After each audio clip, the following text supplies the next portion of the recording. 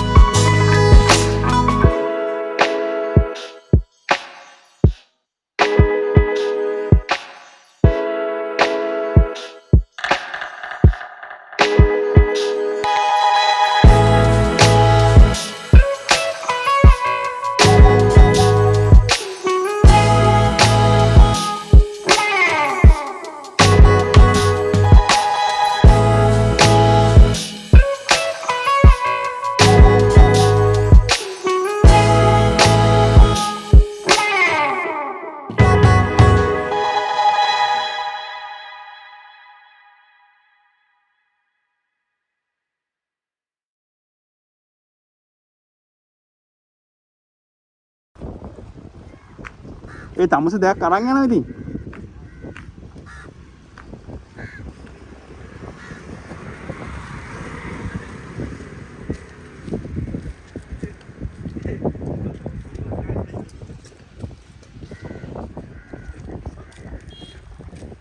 හරි බලු කප්පර දෙකම හරි.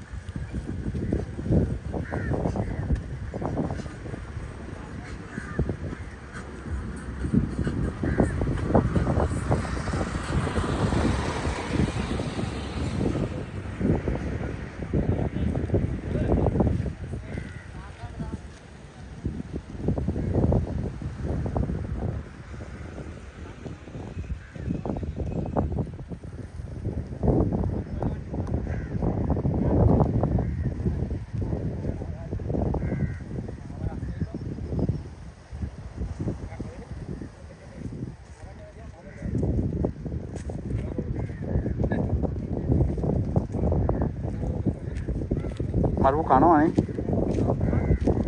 පොඩි පැටියා.